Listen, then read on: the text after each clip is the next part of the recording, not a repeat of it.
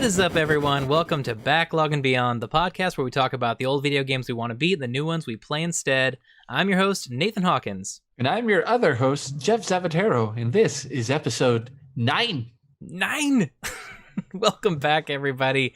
If you didn't get a chance to listen to last week's episode, which was our spoiler cast for The Last of Us Part 2, because you didn't finish it, well, go finish the game, do it already, and come back and listen to the spoiler cast. If you're not playing The Last of Us Part 2 because you just don't care, and you skipped the episode, well, welcome back, and thanks for hanging in there. I know you missed us because it was a whole week without us, so we're back. So far, so long. I know, seriously. I'm sure it felt like forever for you. Also, I want to thank everyone for 100 followers on Instagram. Got that today. Yes. That was awesome. The Fight Night post was a huge hit. It was a pretty tight argument, actually, as to who was going to win versus like Snake versus Sam Fisher from Splinter Cell. There was a lot of conversation. It was great. So I'll continue to post those every Friday with like a different set of video game characters. And honestly, if that continues to have some big traction, maybe we'll do eventually a tournament on the show, like a major, like kind of like a fantasy football bracket thing. Yeah, exactly. Who won? Well, Snake won in terms of the actual votes, and good. I would say, like, if you're comparing votes and also conversation, it was Snake. But there was a lot of people that came out for Sam Fisher. I was surprised. And I know it's because there's a lot of people just want a new Splinter Cell game. I would love a new Splinter Cell game. I don't know if you ever played those, but they're fantastic.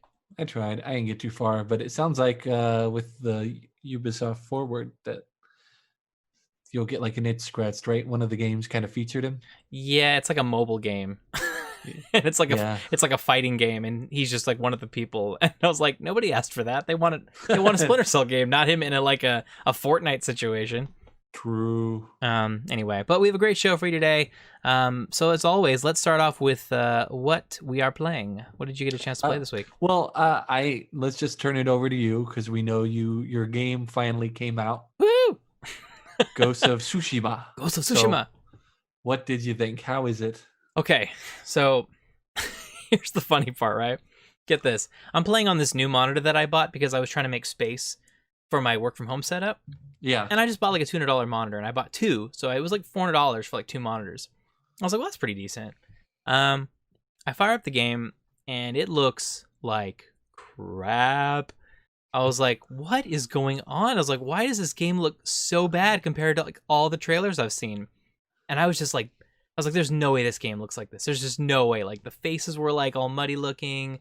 Everything looked sharp. Like everything looked like too sharp. It didn't look actually polished. Like it wasn't finished, or like, I don't know. Everything with like hard edges. It looked awful. I was like, what is going on?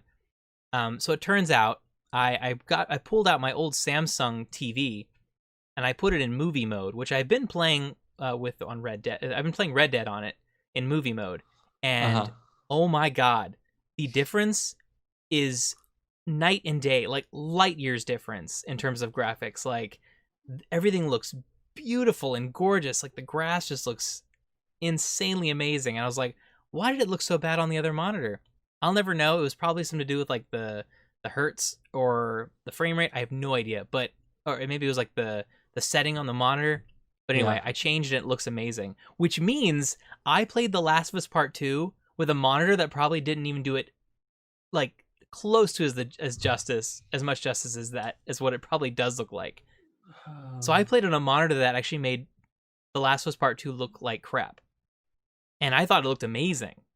Yeah. So I can only imagine what it would look like on my TV. So I'm going to just pop on like The Last of Us Part 2 just to see what I actually missed. Like, is it like a 4K monitor? No, it's like just a 1080p monitor. I think it's like the mode that I had set it to, like cinema mode on my TV. It makes it look absolutely gorgeous. I don't know what. Interesting. But anyway. So I did see that on your social media. So you started over? Yeah, so I started over. Looks great. Combat is super fun. It actually kind of reminds me of like the old Assassin's Creed games where they didn't like rely heavily on like RPG elements, like numbers flying everywhere left and right. I'm just really enjoying the and like playing as a samurai where you're like challenging your opponents and you have to face them, and Parrying super fun and addicting. The AI unfortunately is very unaware. Like their their peripheral vision is really bad. So when you're playing Fair. stealthy, they just have no idea, like none. Yeah. Compared to like The Last of Us Part Two, where you got just too close or ran up just too fast, they'd hear you and turn around and kill you. How many Whereas this hours have is you played so far? only two. Okay. 2 hours. I haven't had a lot of time, unfortunately. But like the intro is extremely long. The intro to get you to the point of where you start the open world is about Yeah. like an hour and a half. Yeah. So it's long, but it really kind of gets you to know the characters um, and the kind of like gives you like the full setting of the story, and it's really good so far. I mean, it's kind of like it goes back to traditional open world, whereas like The Last of Us Part Two is so, you know, uh, streamlined and story focused, and this is going to be kind of like more of like something that I'm used to, which is kind of nice. Um, but yeah, it looks great. I haven't done much. Like I said, and this was when I was playing on the bad monitor. I went to a fox den, and then Uh-huh. I went to like a cliff that overlooked a sea. I took a photo on photo mode. Photo mode's amazing. You can like turn on music and like adjust the particles that are flowing through the monitor, and it was great. So Do you play on the regular visual mode? yes, I'm playing the standard that it comes with Got it. because I checked it out, and honestly, it like makes the audio sound a little bit less like good. It has like this kind of artifacty, like crackly, old school, like samurai movie sound to it, and I just couldn't do it. And honestly, the colors are so beautiful. There's no way I could play it in black and white. It's just the colors are too beautiful. So okay, that's fair. Yeah, My buddy said he was going to go back and play it again in the other mode because he loves that style of movie. nice. Um, but yeah, Yeah, some people like love it, and I see the appeal, but I honestly don't want to play it also because the fact that they didn't actually do animation for Japanese dialogue and only English. So when you play Kurosawa mode, everything's in Japanese, but they're still speaking in English, like visually. So it's kind of yeah, weird. but you could change it so that you only change the visual mode. That's true. You could do that. You can change the visual mode, but they still speak in English. That's true. You could do that. I know this because I'm about as far as you are. What are you playing? Yep, Oh, I started playing on Thursday. Oh my god! And I'm like sitting listening to you talk about it. And I'm like, when do I tell Nathan that I've been playing it this whole Oh, time? that was like the best surprise ever. And you've been like, oh, you're like, I'm never playing that. That's amazing. This makes me so happy. I wish it was shorter so that I could have been like, oh, I already beat it. Yeah, right. And you just like tell me the end. Spoil it for me right now. Right on the podcast. I just No, like, yeah, I Nathan? started to play it and I got into the mission where you get your bow. I don't know if you got there yet. No, I was actually about to head to that mission before I decided to start over. So now I'm actually right back to where I'm about to go to that first mission to meet up Mhm. with I forget her name already, Yura, I believe. Yeah. Yuna, to go search for her brother. I'm really bad with names, but I just Me know too. the girl that you hang out with. Yeah. So anyway, so that's where I'm just about to head now. I just finished the whole Ghost of Tsushima like cinematic intro, like the title card or whatever. I gotta say, personally, I enjoyed it before it opened up. Like, Nice. I really liked that it was guiding you, Mm-hmm. and once it like started letting you do your own thing, I'm like, oh, this is less fun for me.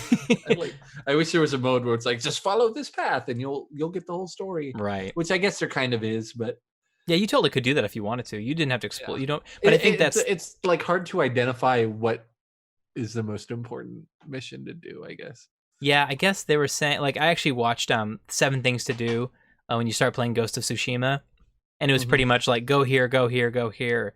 This is the important stuff to get, and then after that, go crazy. Yeah. So I actually prefer the game in black and white. I do nice. not like the colors of the game. All right, fair enough. I think like the darks are super dark and then it just has like bright pops that like I don't know. I just didn't like how it looked. I am much Interesting. more at ease with Okay. the black and white mode, but I still play it in English because Yeah. sometimes I drift off and I don't want to have to My ears will pick up when my eyes don't. That that makes sense. Like if you check your phone real quick, you won't miss something. Like you won't miss dialogue while the cinematic's playing. The only thing I've noticed though is that there's a couple of frame drops during cinematics at some points. But I don't have a PlayStation Pro, and it's the same thing. And I'm like, oh, weird. This is the only console you had to worry about. What the heck? Well, that's unfortunate. I know, but you know, it well, happens, I'm glad you're actually playing it. So maybe if you continue, we can continue to have conversations about it. Yeah, I mean, at the pace I'm playing it, I mean, it's not like The Last of Us. I'm not gonna slam through it. I'm not worried about this game getting ruined. Yeah, same here. So honestly, it'll be nice to kind of see where we progress slowly. Yeah. Did you play anything else, or was that pretty much it? Yeah, I think that was it. Cool.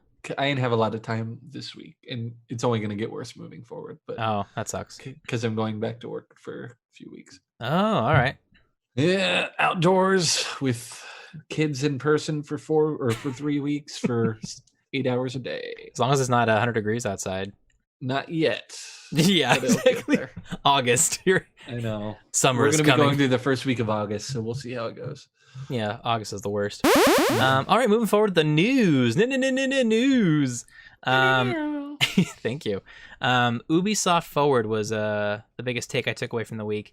So I just kind of wanted to quickly go over the games that I that they showed and kind of how I felt about them. And then feel free to jump in on if you got to see any of it and how you feel about them. Watch Dogs Legion. I'm not sure if I'll enjoy not being able to fall in love with one particular character. Like I'm not sure if that's actually going to work, but I think the idea is cool. So we'll kind of just have to see. I mean, from what I saw, it was basically Watch Dogs 2 all over again, except now you're just in London. It's like a very Brexity feel. So I mean, it looks cool, but I'm still a little skeptical as to the whole play anybody you want and hire on strangers. So I don't know. Okay, I watched the cinematic trailer and I'm like, this does not pull me in at all. Yeah. I have no emotional attachment to the first two games, mostly because I tried the first game and it was so bad to me. Like, I did not enjoy it whatsoever. You actually might like the second one, to be honest. I think the second one was a lot more fun and actually had more humor written into the script. It was more of like sarcasm and kind of made fun of like our society a little bit.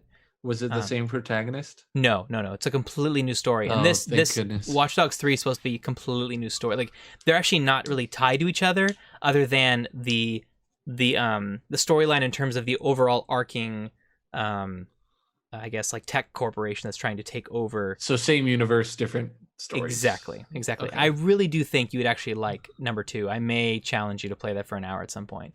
You mean it doesn't have someone who has a deep conflicting voice the entire game? No, Watch Dogs 1 was so moody and dark, and Watch Dogs 2 is like a complete 180. Mm-hmm. It's like fun, and the colors are like there's bright colors in San Francisco, so everything's like recognizable. The characters are super fun and just like quirky. At first I hated it because it just seemed like they were just a bunch of like anarchists. But then I kind of like switched gears mentally, and I was like, okay, I can get into this, and it was actually a lot of fun. Okay. So anyway, I tried to. They had it for free they were supposed to have it free for 2 hours on the Ubisoft website for PC, and then the website got hit so hard that like no one got one, and they're like, check back. Oh and man, I never got it, but that's it is on PlayStation Now right now, so I might try it. Well, I also bought it, so okay. Then I think I purchased that digitally, so I think you already have it. Okay, so I'd look into that. Yeah. Easy. Assassin's Creed Valhalla. I watched the cinematic. I watched the gameplay like overview trailer. So I'm probably gonna wait on purchasing this one until I've actually caught up with the series. I have yet to finish Origins, or even touch Odyssey. So I think I'm gonna need to go through Origins, then Odyssey, and then I'll pick up Valhalla because I heard it's basically the same game. So I feel like if I don't like Origins, I may actually not even continue to play Assassin's Creed anymore, which is kind of unfortunate because I was a huge fan of the series. And then they started going down this RPG route that just kind of completely changed the combat and everything. But I guess the one thing I took away from the gameplay overview was the raids, which is kind of cool. Basically, you go raid these towns, and whatever you collect, you take back to build your settlement up. And you kind of slowly build your settlement and get more resources and stuff. So I thought that was cool. But other than that, I'm gonna probably hold off on this one. That's cute. Yeah. So cute. That's so cute. Yeah, I tried Origins and I got like 10 minutes in. I don't like the settings, like the setting of the game. Gotcha. I'm one of the few Egypt? people that like. I mean, I'm sure they found some ways to make it beautiful, but like, there's so much sand. It's like a desert. Pyramids. Yeah. I'm one of the few that really liked Unity, and I liked that style of the game. Yes, and me it too. seemed like such a big departure. I know, and that's kind of where I think, isn't that where it left? Was Unity? Like after that, it was kind of. I think after Unity, they're like, fine, we're not going to make games every year then, and also no more multiplayer. Yeah, most people were happy about, but to me, Unity had the best multiplayer. Unity was great.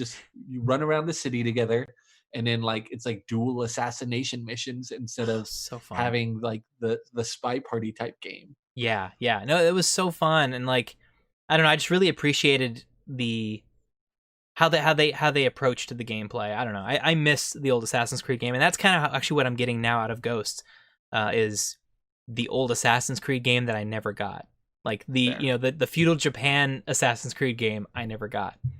So, but with a better story. Exactly. So there's that. Elite Squad. That's the one with Sam Fisher from Splinter Cell. Again, no for me. Nobody wanted this. People just wanted the Splinter Cell game. Ubisoft, if you're listening, what the hell? Hyperscape, their new like battle royale, 100 players. I think it's like something crazy.